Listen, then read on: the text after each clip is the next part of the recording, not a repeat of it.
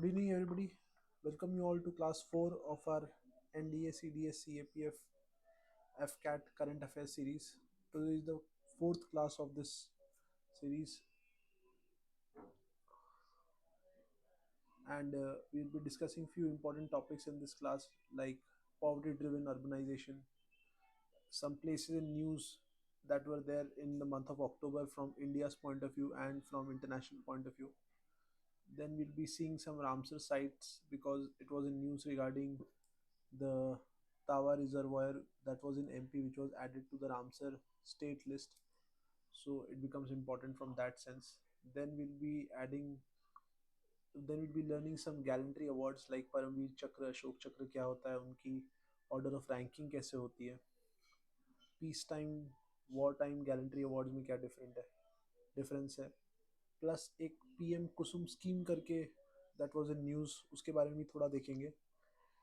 उसके बाद we will see about this Axiom Mission 4 which was launch by NASA.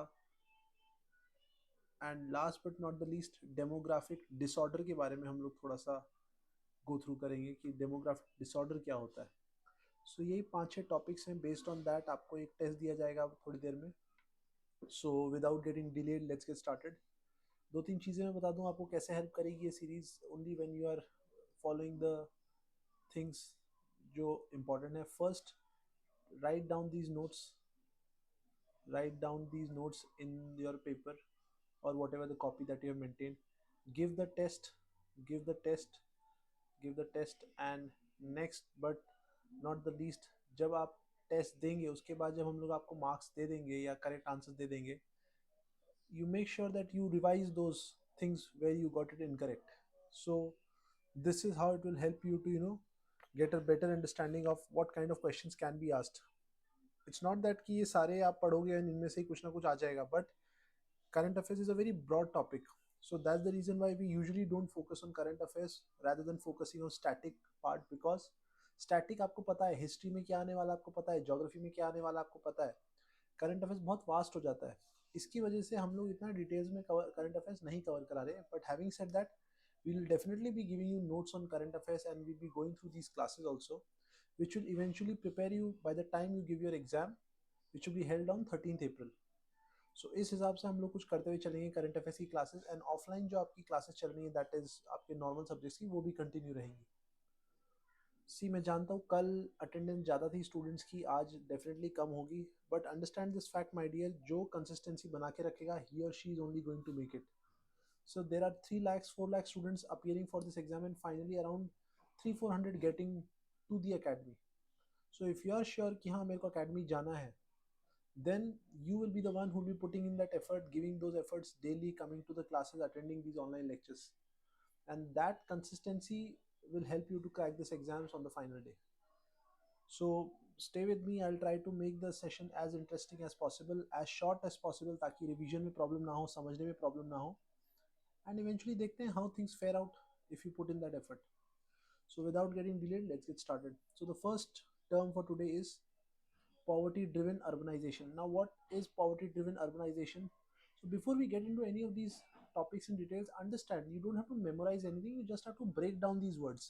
What is poverty driven urbanization means? So urbanization means urban areas में cities बनना, urbanization होना. Poverty driven means गरीबी से जो cities बन रही है. तो अब आप इसका मतलब आपको समझ में आ गया. तो अब हम लोग देखते हैं पॉवर्टी ड्रिवन अर्बनाइजेशन, जो शहर में ग्रोथ हो रही है वो पॉवर्टी ड्रिवन है. कहने का मतलब है poverty driven urbanisation is the migration to cities due to lack of rural opportunities leading to overcrowding. यानी कि कोई गांव है, उसके एक उसके बाहर में जाके एक बड़ा सा शहर है, इस गांव से लोग बाग इस शहर में आके मूव इन कर रहे हैं. क्यों? क्योंकि इस गांव में क्या नहीं है या इस रूरल एरिया में क्या नहीं है, अपॉर्चुनिटीज़ नहीं है. कैसी अपॉर्चुनिटीज़? एम्प्लॉयमेंट नहीं है, हेल्थ फैसिलिटीज़ नहीं है, एजुकेशनल फैसिलिटीज़ नहीं है, basic level of medical facilities नहीं है. ये सब चीज़ों की वजह से जो लोग बाग इस गांव में रह रहे थे वो लोग यहाँ शहर में आके मूव करें, जिसकी वजह से शहर में क्या हो रहा है, ओवर क्राउडिंग हो रही है. अब शहर की कैपेसिटी है एक लिमिटेड नंबर ऑफ पीपल को केटर करने की. लिमिटेड रिसोर्सेज हैं, लिमिटेड पानी है, लिमिटेड हेल्थ फैसिलिटीज़ हैं. अब ज़्यादा लोग आएंगे तो क्या होगा, इसकी फैसिलिटीज़ पे स्ट्रेन पड़ेगा. एंड एज ए रिजल्ट क्या होता है, उस प्रोसेस को हम लोग बोलते हैं poverty driven urbanisation. Informal setups बनेंगे. आपने देखा होगा बहुत सारे एरियाज में आपका बहुत सारे एरियाज में आपका यू नो स्लम्स डेवलप हो जाते हैं। वो स्लम्स डेवलप होने का कारण क्या है? स्लम्स डेवलप होने का कारण है कि ये जो आपका एरियाज है, ये जो आपकी जो जगहें हैं, यहाँ पे बाहर से लोग आके रह रहे हैं। सो उनके पास बेहतर रिसोर्सेज नहीं है, इंफ्रास्ट्रक्चर नहीं है, इसलिए वो स्लम्स बना के छोटे छोटे झुग्गी झोपड़ियाँ बना के रह रहे हैं। So this is what poverty driven और अर्बनाइजेशन मीन्स। एग्जाम्पल की अगर हम लोग बात करें तो poverty driven urbanization driven by more push factors or economic or social distress of rural and semi urban areas than the pull factors. Now what are push and pull factors? आपने 8-9 की geography में पढ़ा होगा। Push factors मतलब वो factors जो आपको अपने जगह से पुश कर रहे हैं, बाहर की तरफ धकेल रहे हैं।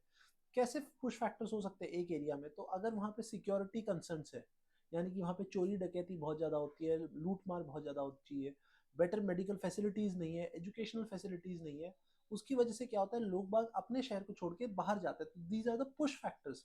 एंड सिमिलरली जो फैक्टर्स किसी इंसान को एक एरिया पे बुलाते हैं कि वहाँ पे अच्छी सिक्योरिटी है, मेडिकल फैसिलिटीज है, एजुकेशन है, हेल्थ है, इंफ्रास्ट्रक्चर है, those becomes the pull factor.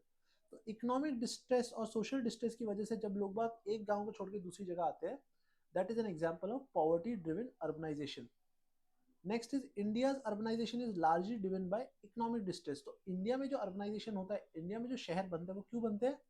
Economic distress की वजह से। इकोनॉमिक डिस्ट्रेस मींस अगर मैं किसी गांव में रह रहा हूँ, मेरे पास ज्यादातर काम करने के लिए मेरे पास इकोनॉमिक एक्टिविटी कौन सी है? Primary activity, that is farming, fishing, ये सब एक्टिविटीज हैं। अब हम लोग को पता है कि ये फार्मिंग फिशिंग करके I am not been able to generate that much amount of money which will cater to the needs of my family. The needs of my family is giving good education to my child, taking good medical facility for my family, but वो नहीं है because मेरे पास पैसे नहीं होते हैं। इसकी वजह से, इकोनॉमिक डिस्ट्रेस की वजह से लोग बाग क्या करते हैं, अपने गांव को छोड़ के बाहर निकलते हैं। Best example of this is जब लोग बाग बिहार जैसे शहर से, यूपी जैसे शहर से बॉम्बे में जाके काम करने जाते हैं। बॉम्बे में जाते हैं काम करने के लिए, दिल्ली जाते हैं काम करने के लिए। दैट इज बेसिकली मीन्स आपके एरिया में क्योंकि डेवलपमेंटल एक्टिविटीज नहीं है, इसकी वजह से आप लोग अपने एरिया को छोड़ के दूसरी जगह जा रहे हो, और उसकी वजह से क्या हो रहा है, उस सिटी के ऊपर स्ट्रेस पड़ रहा है। What are the major challenges faced by Indian cities? तो एक आर्टिकल निकला था, उसमें से ये वर्ड निकल के आया, पॉवर्टी ड्रिवन अर्बनाइजेशन। आगे चलते हैं, प्लेसेस इन न्यूज को देख लेते हैं। तो एमपी में अभी क्या किया गया है, एक तावा रिजर्वायर है। तो आपको फर्स्ट इंपॉर्टेंट फैक्ट याद रखना है, तावा रिजर्वायर यानी कि एक वेटलैंड है जो ऐड किया गया था रामसर साइट्स की लिस्ट में। अब रामसर साइट्स की लिस्ट हम लोग जब एनवायरनमेंट का चैप्टर देखेंगे उसमें मैं बताऊंगा। अगर मैं असम की बात करूं तो दीपोर बिल आपने नाम सुना होगा, that is also Ramsar site, that is also wetland. तो आज के दिन में टोटल कितने वेटलैंड्स हैं पूरे इंडिया में? There are 85 Ramsar sites. और उसमें से जो अभी जो रिसेंटली ऐड करी थी, दैट इज तावा रिजर्वायर, वो एमपी में था, एमपी इज हियर, तो इसकी वजह से ये न्यूज में था। गुजरात आपका यह है, Gujarat this is the area, Gujarat का कैपिटल है गांधीनगर। एंड यहाँ पे सागरमाला प्रोजेक्ट के अंदर centre is developing national maritime heritage complex. तो एक मैरीटाइम पानी का हेरिटेज कॉम्प्लेक्स एक बनाया जा रहा है। लोथल, लोथल आपने नाम सुना होगा, इंडस वैली सिविलाइजेशन की सिटी थी ये। यहाँ पे आपका गुजरात में नेशनल मैरीटाइम हेरिटेज कॉम्प्लेक्स बनाया जा रहा है, लोथल गुजरात में। अब next is Kakrapar nuclear power plant started in full capacity, that is not required. तो ये एक्स्ट्रा इन्फॉर्मेशन है, this is not. So there are two important things that you have to remember. Madhya Pradesh में तावा रिजर्वायर एंड गुजरात का national maritime heritage complex कहाँ आ रहा है? लोथल में। फिर उसके बाद एक एस मध्य प्रदेश में और एक न्यूज था, SJVN limited, this must be some private company, has successfully commissioned 90 megawatt Omkareshwar floating solar project. तो पानी के ऊपर सोलर पैनल लगा के उसको हम लोग फ्लोटिंग सोलर प्रोजेक्ट बोलते हैं। अगर मैं आपको एग्जांपल दिखाने जाऊं तो the solar project looks somewhat like this. तो ये रिवर है यहाँ पे, या पानी की बॉडी, यहाँ पे सोलर पैनल लगा रखे ताकि इलेक्ट्रिसिटी जनरेट हो पाए। तो ये जो आपका SJVN limited, some private company, उसने क्या किया है, कमीशन किया है 90 मेगावाट का ओमकारेश्वर फ्लोटिंग सोलर प्रोजेक्ट। तो ये कहाँ पे है? ये भी आपका एमपी में है। कर्नाटका में क्या था, atomic minerals directorate for exploration and research has established 1600 tons of lithium reserves in Mandya district. Again एक लिथियम रिजर्व्स मिले हैं, अगेन नॉट इंपॉर्टेंट, बहुत ज्यादा फैक्चुअल है, so you can skip this thing. अब हम लोग अपने असम में आ जाते हैं। तो oil and gas exploration likely to threaten hoolock gibbon habitat. Hoolock gibbons जैसे कि ये एक मंकी की शेप में एक एनिमल होते हैं, दिस आर हॉलॉक गिबन्स। तो हमारे यहाँ पे असम में काजीरंगा के पास एक ऑयल एंड गैस एक्सप्लोरेशन की संभावना है कि वहाँ पे तेल पाया जाने की संभावना है, इसकी वजह से वहाँ पे डक किया जाएगा, खोदा जाएगा, और वो क्या करेगा, थ्रेटन करेगा हॉलो गिबन के हैबिटेट को, क्योंकि वो उनका रहने का एरिया है। वहाँ पे जब आप थ्रेटन करो, वहाँ पे जब आप खोदोगे तो एनवायरमेंटल कंसर्न्स होंगे, जिसकी वजह से जो हॉलो गिबन है उसकी हैबिटेट, उसके रहने की जगह को थ्रेटन होगा, इम्पैक्ट होगा उससे। फिर उसके बाद त्रिपुरा में क्या था, मिनिस्टर ऑफ एक्सटर्नल अफेयर्स ने बोला था, त्रिपुरा का कैपिटल अगरतला, दैट उन्होंने डिनाई किया था जो फ्लड हुए थे ईस्टर्न डिस्ट्रिक्ट ऑफ बांग्लादेश में, जो ईस्टर्न डिस्ट्रिक्ट ऑफ बांग्लादेश है समवेयर हियर, तो बांग्लादेश में जो फ्लड्स हुए थे वो दुमदुर डैम के खोलने की वजह से नहीं हुए थे, जो गोमती रिवर पे है। तो गोमती रिवर पे कोई दुमदुर डैम है, बांग्लादेश की गवर्नमेंट ने बोला कि हमारे ये डैम को खोलने की वजह से बांग्लादेश में फ्लड आए थे, बट हमारे external affairs minister S Jaishankar ने इसके बारे में मना किया था। बिहार का कैपिटल क्या है, पटना। बिहार का एक न्यूज है, researchers have discovered anti diabetic medicinal herb, तो एक तरह की डायबिटिक मेडिसिनल हर्ब, डायबिटीज को क्योर करने के लिए एक हर्ब डिस्कवर की गई है जिसका नाम है गुरमार, ऑन गयाज ब्रह्मयोनी हिल। तो गया में कोई ब्रह्मयोनी हिल है, वहां पे गुरमार करके एंटी मेडिसिनल हर्ब डिस्कवर की गई है, जो डायबिटीज से लड़ने के लिए हेल्प करती है। Again not very important.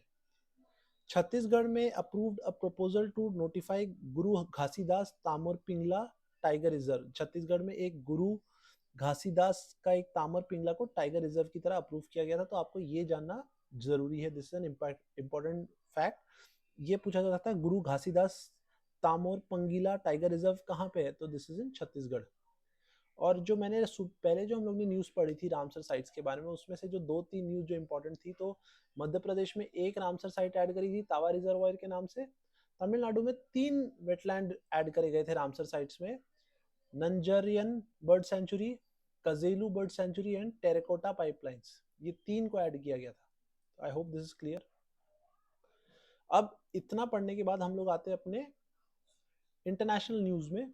तो वेरी इंपॉर्टेंट अगर मैं बात करने जाऊं तो आपका इंडिया के प्राइम मिनिस्टर ने पहली बार यूक्रेन को विजिट किया है सिंस डिप्लोमेटिक रिलेशन इस्टेब्लिश हुए थे 1992 में। फर्स्ट टाइम हमारे प्राइम मिनिस्टर मोदी जी ने यहाँ विजिट किया है। अगेन आर्कटिक में आइस मेल्ट हो रही है, उसके रिगार्डिंग कुछ न्यूज़ है, नॉट इंपॉर्टेंट। इंडिया ने कुछ एमओयू साइन किया है मैनुअल सैटेलाइट लॉन्च करने के लिए, not important. Indian INS Shivalik ने विजिट किया था गुआम करके, एक आपका आइलैंड है जो यूनाइटेड स्टेट्स की island territory, again not important.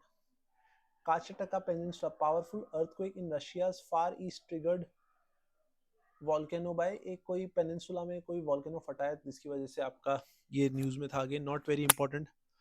President of India addressed New Zealand International Education Conference where India was the country of honor. This is very important. तो न्यूजीलैंड में क्या हुआ है, इंडिया को, प्रेसिडेंट ऑफ इंडिया को address किया था the New Zealand international education conference में, वेर इंडिया को कंट्री ऑफ ऑनर का अवार्ड दिया गया था बेसिकली, जो एक न्यूजीलैंड इंटरनेशनल कॉन्फ्रेंस हुआ था जहाँ पे न्यूजीलैंड में। Indian president has been conferred with the highest civilian award of Timor Leste. Timor Leste is again a country in Southeast East Asia. तो यहाँ पे तिमोर लेस्टे में इंडिया के प्रेसिडेंट को उनको नवाजा गया है उनके हाईएस्ट सिविलियन ऑर्डर से, तो this is becomes also very important. Fourth India Vietnam maritime security dialogue एक कंडक्ट करवाया गया था, तो एक सिक्योरिटी को कंसर्न्स को लेके एक मैरीटाइम डायलॉग अटेंड कराया गया था हानोई वियतनाम में। अगेन नॉट वेरी इंपॉर्टेंट, छोड़ सकते हैं आप। उसके बाद आपका इंडियन मलेशिया ने एलिवेट करें अपने टाइज और एक कॉम्प्रिहेंसिव स्ट्रैटेजिक पार्टनरशिप बढ़ाने की कोशिश की है, नॉट वेरी इंपॉर्टेंट। तो देखा जाए तो last month, that is in the month of October, there were not many news, sorry in the month of September, जो इंटरनेशनल अफेयर्स के हिसाब से जो ज़्यादातर जो न्यूज़ है that is not very important, you can skip this. तो ये जो लिस्ट है, ये जो मैप बनाया हुआ है, ये कितने वेटलैंड्स हैं हमारे देश में, उसका एक मैप है जो आप गो थ्रू कर सकते हो। ये हॉलो गिबन है जिसकी वजह से असम में जो एक ऑयल एक्सप्लोरेशन होगा उसकी वजह से इनकी हैबिटेट को थ्रेटन है। और ये एक फ्लोटिंग सोलर पार्क है जहाँ से सोलर पार्क पानी के ऊपर बिछा के सोलर पैनल इलेक्ट्रिसिटी जनरेट की जाती है। Now this is very very important guarantee awards, you guys are preparing for the defense exam, so it becomes automatically very important. तो पर्पस क्या है ये गैलेंट्री अवार्ड देने का, ताकि act of bravery and sacrifice को रिकग्नाइज किया जा सकता है। किसी फौजी ने या किसी आर्म फोर्स के ऑफिसर ने या जवान ने अपनी लाइफ सेक्रीफाइस करी है, उसके ब्रेवरी को और उसकी सेक्रीफाइस को रिकॉग्नाइज किया जा सकता है। इसकी वजह से ये गैलेंट्री अवार्ड दिए जाते हैं। ऑर्डर क्या है इनका, तो जैसे अगर मैं हाईएस्ट लेवल ऑफ ऑर्डर जिसको बोलते हैं दैट इज परमवीर चक्र, फिर अशोक चक्र, महावीर चक्र, कीर्ति चक्र, तो ऐसे हम लोग नीचे की तरफ आते हैं। हाईएस्ट प्रेसिडेंस है इसका एंड लोएस्ट है आपका शौर्य चक्र का। अब ये जो अवार्ड्स हैं ये दो तरीके से डिवाइडेड हैं। क्या है? War time gallantry awards and peace time gallantry awards. दोनों में डिफरेंस क्या है? बेसिक बात है, वॉर टाइम गैलेंट्री अवार्ड में क्या होता है? Given for bravery in the face of enemy, यानी कि हमारी कोई कंट्री के साथ लड़ाई चल रही है और हमारे किसी ऑफिसर ने या किसी जवान ने लड़ाई करी और उनको मार गिराया, इसकी वजह से आपका वॉर टाइम गैलेंट्री अवार्ड दिया गया है। अगर हम लोग बात करें आपका पीस टाइम गैलेंट्री अवार्ड की, तो ये दिया जाता है आपका ब्रेवरी की वजह से other then in the face of enemy, यानी कि आपकी लड़ाई हुई है मगर दुश्मनों के साथ लड़ाई नहीं हुई है। पीस टाइम में मतलब आपने कोई बाहर की कंट्री के साथ लड़ाई नहीं हो रही, इंडिया में ही कुछ इंटरनल कन्फ्लिक्ट की वजह से किसी ऑफिसर ने किसी एनिमी को मार गिराया हो, तो ये पीस टाइम पे दिया जाता है। अब वॉर टाइम के कौन से हो गए? वॉर टाइम के अगर मैं अवार्ड की बात करूं, तो ये जो आपका, मैं यहाँ मार्क कर देता हूँ। सो वॉर टाइम का हो गया Paramvir Chakra is the war time award, Mahavir Chakra is the war time award and Vir Chakra यानी कि द थर्ड वन। और पीस टाइम का कौन सा हो गया? दैट इज अशोक चक्र, आपका कीर्ति चक्र एंड आपका शौर्य चक्र। साल में 2 बार दिए जाते हैं, एक रिपब्लिक डे के दिन और एक इंडिपेंडेंस डे के दिन। दोनों कौन से ये आपको दिखा दिए। रिसेंट अवार्ड 103 गैलेंट्री अवार्ड दिए गए थे इंडिपेंडेंस डे जो 2024 में हुआ था, तो इस टाइप से कुछ दिखते हैं। अगर प्रेसिडेंस की बात करें तो हाईएस्ट ये है। तो ऊपर वाले जो जितने भी सारे हैं ये सारे जो हैं ये सारे वॉर टाइम है, और ये जो सारे हैं ये पीस टाइम है। आई होप दिस इज क्लियर। इसके अलावा जो अशोक चक्र है, तो अगर मैं इनकी प्रेसिडेंस की बात करूँ तो सबसे ऊपर परमवीर चक्र आता है, उसके बाद अशोक चक्र आता है, फिर आपका महावीर आता है, फिर आपका कीर्ति आता है, देन आपका वीर चक्र आता है एंड फाइनली आपका शौर्य चक्र आता है। तो ये है प्रेसिडेंस। बट ऊपर वाले हैं सारे जो भी हैं, ऊपर वाले सारे वॉर टाइम है और नीचे वाले सारे पीस टाइम में दिए जाते हैं। आई होप दिस इज क्लियर। आगे चलते हैं, नेक्स्ट न्यूज देख लेते हैं। पीएम कुसुम। तो पीएम कुसुम स्कीम क्यों लॉन्च करी गई थी, क्या था उसका ऑब्जेक्टिव? रिन्यूएबल एनर्जी को प्रमोट करना एग्रीकल्चर सेक्टर में। रिन्यूएबल एनर्जी मतलब सोलर पैनल्स लगा के हम लोग इलेक्ट्रिसिटी जनरेट करेंगे जो पानी डालेगा। फिर हम लोग ट्रांसफार्मर्स जो हम लोग बिछाते हैं, अगर हम लोग को इलेक्ट्रिसिटी की ज़रूरत है फार्म्स में, तो हम लोग रिन्यूएबल एनर्जी को यूज़ करके एग्रीकल्चर में यूज़ करेंगे रिन्यूएबल एनर्जी को। और जो हम लोग जो डीजल यूज़ करते हैं उसको रिप्लेस करेंगे किससे? सोलर एनर्जी से। इरिगेशन प्रोजेक्ट्स के लिए पानी जो देने के लिए हम लोग जो डीजल यूज़ करते हैं, जो जनरेटर यूज़ करते हैं, उसमें जो डीजल यूज़ होता है उसको लिमिट करके हम लोग सोलर एनर्जी से चलाएंगे उसको। इससे क्या होगा? रिड्यूस इलेक्ट्रिसिटी की जो सब्सिडी सरकार देती है, इलेक्ट्रिसिटी पे जो सरकार छूट देती है, उससे वो रिड्यूस होगी। और जो डिस्कॉम्स हैं, जो आपकी इलेक्ट्रिसिटी डिस्ट्रीब्यूशन कंपनीज है बड़ी बड़ी, उनके लिए भी एक एड टाइप का होगा, उनके लिए भी एक बेनिफिट टाइप का होगा। उसके बाद help farmers access subsidise solar pumps, तो वो सोलर पंप्स वो उनको सस्ते रेट्स में मिल सकते हैं। Facilitate the use of barren land for solar power generation, और सोलर पावर जनरेट करके बैरन लैंड पे वो लोग इलेक्ट्रिसिटी जनरेट कर सकते हैं। नाउ अभी हम लोग को ये तो समझ में आ गया काम क्या है, कि रिन्यूएबल एनर्जी यूज करेंगे एग्रीकल्चर में और इरिगेशन फैसिलिटीज के लिए। सेलेंट फीचर्स की बात करूं अगर स्कीम की, तो कौन सी मिनिस्ट्री ने लॉन्च किया था? Not ministry of farmers and agriculture and farmers welfare ने लॉन्च नहीं किया था इसको, लॉन्च किया था ministry of new and renewable energy ने। लॉन्च डेट कब है? 2019। आपका सेंट्रल सेक्टर स्कीम है। तो अभी दो तरह की स्कीम्स होती हैं, सेंट्रल सेक्टर और central sector and centrally sponsored. दोनों में ये होता है कि सेंट्रल सेक्टर में जो स्कीम होती है उसमें पूरा जो पैसा आता है वो सेंट्रल गवर्नमेंट की तरफ से आता है। सेंट्रली स्पॉन्सर्ड में central government and state government की थोड़ी बहुत भागीदारी रहती है। उसमें डिटेल में हम लोग जब स्कीम्स के बारे में और पढ़ेंगे तब मैं आपको बताऊंगा।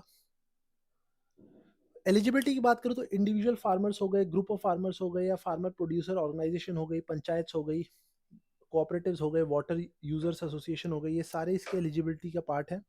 इस ये जो स्कीम है ये 3 कंपोनेंट में डिवाइडेड है। Component phase 1, phase 2 and phase 3। Again इसमें डिटेल में जाने की जरूरत नहीं है, जो मेन चीज आपको जानने की जरूरत है दैट इज आपका मिनिस्ट्री कौन सी है, लॉन्च ईयर कौन सा है, और ये जो ऑब्जेक्टिव, जो ये ऊपर वाले जो ऑब्जेक्टिव है, ये दो ऑब्जेक्टिव, सो इतना ही आप जान लो, that will be more than enough.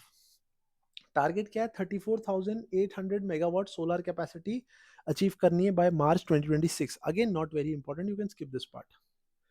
Now एक एक्सियम मिशन है, the space mission, it is in news again.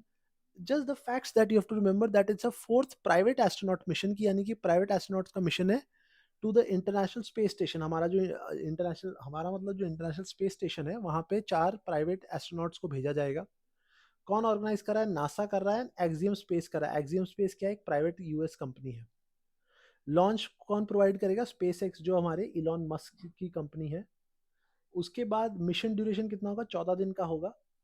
Indian astronauts भी इसमें है, इसीलिए ये न्यूज में था। तो group captain Shubhanshu Shukla, he is the person who is a part of this mission, that is why this is in news. Training कहाँ होगी और उनके बैकअप के लिए किसको रखा गया था? प्रशांत बालकृष्ण नायर को रखा गया था, विच उनकी फोटो यहाँ पे नहीं है। ट्रेनिंग क्या होगी? शुक्ला एंड नायर को ट्रेन किया जाएगा यूएसए में। इंडिया के लिए बेनिफिट क्या है? एक्सपीरियंस जो गेन करेंगे ये लोग ह्यूमन स्पेस प्रोग्राम में, वो हमारे गगनयान प्रोग्राम के लिए भी यूज किया जा सकता है। तो ये जो हम लोग का ह्यूमन स्पेस प्रोग्राम गगनयान जो यूज करने लॉन्च करने वाले हैं, जो एक्सपीरियंस हम लोग यहाँ से गेन करेंगे, हम लोग इस प्रोग्राम में भी उसको यूटिलाइज करा सकते हैं। आगे चलते हैं अपना demographic disorder. Now demographic dividend के बारे में सुना होगा। Now what is demographic disorder? Again, क्योंकि हम लोग ने फर्स्ट जो आज एक करंट अफेयर्स पढ़ा था, that is your poverty driven urbanisation, it is related to that only. तो इसीलिए मैंने आज ये वर्ड दोबारा डाला, डेमोग्राफिक डिसऑर्डर। तो जगदीप धनकर ने बोला है कि डेमोग्राफिक डिसऑर्डर है विद एटम बॉम्ब्स, कि एटम बॉम्ब्स जो होते हैं, जितना उसका इम्पैक्ट होता है किसी एक कंट्री पे, उतना ही इम्पैक्ट होता है डेमोग्राफिक डिसऑर्डर का। तो है क्या demographic disorder? refers to a significant imbalance और disruption of population structure, यानी कि हमारी पॉपुलेशन स्ट्रक्चर में एक इम्बैलेंस आ गया है या एक डिसरप्शन आ गया है। क्यों आया है? बिकॉज ऑफ फैक्टर्स लाइक, कैसे फैक्टर्स? हमारी पॉपुलेशन बहुत ज्यादा बूढ़ी हो रही है, एज हो रही है उनकी, माइग्रेशन हो रहा है। माइग्रेशन मैंने बताया, कोई बाहर से कंट्री हमारे यहाँ पे बहुत सारे लोग आके यहाँ पे सेटल हो रहे हैं। लो फर्टिलिटी रेट्स, लो फर्टिलिटी रेट मीन हमारे जो यंग वंस हैं वो दे आर, मतलब बच्चे पैदा नहीं हो रहे ज़्यादा। रैपिड पॉपुलेशन ग्रोथ, जो पॉपुलेशन ग्रोथ है वो क्यों हो रहा है? बाहर से माइग्रेशन हो रहा है जिसकी वजह से, और उससे क्या होता है? सोशल एंड इकोनॉमिक चेंजेस आना स्टार्ट हो जाते हैं। तो हमारी जो डेमोग्राफिक है, हमारी जो वर्किंग पॉपुलेशन है, that is not skilful, and as a result that is not able to generate growth or development for the economy, and इससे क्या होता है? हमारी social and economic challenges face किए जाते हैं। The demographic disorder caused by Bangladesh देशी immigrants in the tribal lands of northeast India led to widespread agitation like Assam movement in 1970। तो जब बांग्लादेश वॉर हुआ था इंडिया पाकिस्तान का, और बांग्लादेश टूट के अलग हुआ था, तो उस समय बांग्लादेश से बहुत सारे इमिग्रेंट्स असम में आ गए थे। इसीलिए 1970 में असम एजिटेशन हुआ था, जिसमें असामीज ने, बहुत लोगों ने प्रोटेस्ट किया था इस इमिग्रेंट्स को लेके, और उसकी उसी समय डेमोग्राफिक डिसऑर्डर की एक सिचुएशन क्रिएट हो गई थी। Rapidly declining fertility rates in countries like Japan, Italy, Greece has led to demographic disorder. मतलब बच्चे कम पैदा हो रहे हैं जापान, इटली, ग्रीस जैसी कंट्री में, इसकी वजह से वहां पे डेमोग्राफिक डिसऑर्डर आ रहा है। और जो वर्किंग पॉपुलेशन है वो भी एज करे जा रही है, उनकी भी वर्कफोर्स कम हो जा रही है, इसलिए लॉन्ग टर्म इकोनॉमिक रिस्क आ रहा है ये सारी कंट्रीज में। सो ये 5-6 टॉपिक्स आज के जो थे हम लोग के इंपॉर्टेंट, हम लोग ने डिस्कस कर लिए। आई अंडरस्टैंड 2-3 दिन से हम लोग शॉर्ट ही क्लास रख रहे हैं, बट आने वाली क्लासेस डेफिनेटली बड़ी होंगी, जिसमें हम लोग और भी बहुत सारे कॉन्सेप्ट सीखने वाले हैं। These are just the brush up warm up classes which we have designed for you. So those who have stayed till last, congratulations to them. You are far better than 90% of the people who started this journey, and you will definitely make it where you want to be in your life. So this is it from my end. Just want to conclude that please be consistent, please be regular in the classes, and you will definitely achieve your goals. Now we will have a test after this, and based on the test you can the marks will be given to you. So kindly watch this thing, and I'll forward you the PDF after you give the test, and we'll see you in tomorrow's class. Thank you.